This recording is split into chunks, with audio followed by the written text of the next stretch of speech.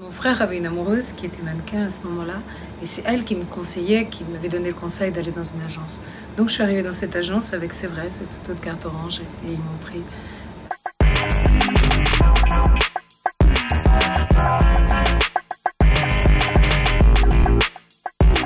C'était un métier qui avait assez peu d'intérêt, parce que la partie créative de ce métier-là est assez minime, puisque c'est un métier dans lequel les créatifs sont le photographe, le styliste, le dessinateur, le maquilleur, le coiffeur. En fait, la mannequin est comme un peu l'objet de cette création ou la cerise sur le gâteau. Donc on pensait jamais que personne s'intéresserait à nous, qu'on était vaguement interchangeables. Et notre génération a bénéficié d'une espèce d'intérêt tout à fait inexplicable en ce qui me concerne, tout à fait inexplicable, mais cet intérêt, voilà, il nous a comme mis, la lumière s'est posée sur nous.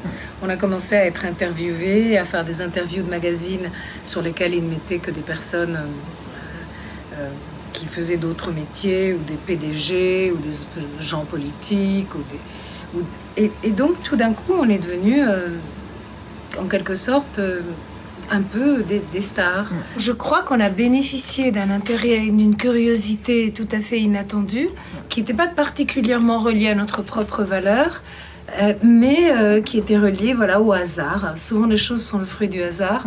Mais l'indépendance, c'est une obsession ouais, assez forte que j'ai et que j'essaie de transmettre à ma fille, qui est très romantique. Donc je lui dis souvent, c'est merveilleux, l'amour, c'est la chose la plus importante.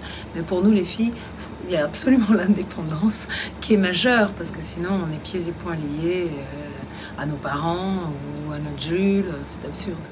Donc je crois que l'indépendance, c'était la grande affaire de ma vie, et ça l'est toujours. C'est pas tellement une valeur que m'ont transmis ma mère et ma grand-mère, qui justement étaient très dépendantes, mais c'est peut-être en observant justement en général les conditions féminines que ça m'a donné envie de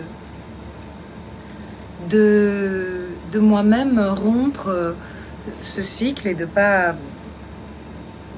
faire autre chose que seulement, enfin seulement c'est pas beaucoup, de faire autre chose que dépendre de quelqu'un, de faire autre chose que une vie de femme, c'est une vie professionnelle.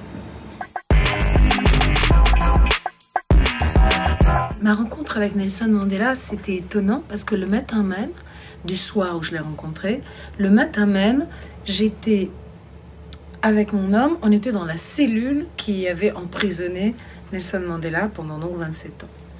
Et j'étais très étonnée par la taille de cette cellule, qui était une minuscule cellule. Très étonnée par l'âpreté de l'île sur laquelle avait été emprisonné Mandela. Et là, quand je suis arrivée, j'ai été très étonnée par sa taille. Et là, j'ai compris que si la cellule m'avait semblé petite à moi, en fait, pour lui, c'était comme un trou. Parce que Nelson Mandela, c'était un géant. Pas seulement son âme, aussi son corps était un corps de géant. Il mesurait 1,90 m, il avait des grandes jambes, des grands pieds. C'était un grand type. Et il avait dû même pas pouvoir s'allonger pour dormir, au fond, pendant 27 ans. Et il est sorti le cœur battant et le cœur ouvert toujours. Donc oui, effectivement, ce genre de rencontre vous remet bien dans l'axe. J'ai une photo, 2-3 photos de cette rencontre que j'ai mis sur le mur de l'endroit où je travaille chez moi. Donc, plus qu'y penser, je regarde. C'est un souvenir pour moi qui est un souvenir béni. J'avais pas tellement conscience de ce qu'étaient les brigades rouges et tout ça, mais je sentais le climat, et le climat était délétère. Arriver à Paris, quand on ne connaît pas Paris et qu'on a 6 ans, c'est absolument incroyable. Paris, c'est une ville qui vous saute aux yeux, quoi, et qui vous emporte pour toujours. Je ne sais pas si moi, pourtant, Dieu sait que j'adore.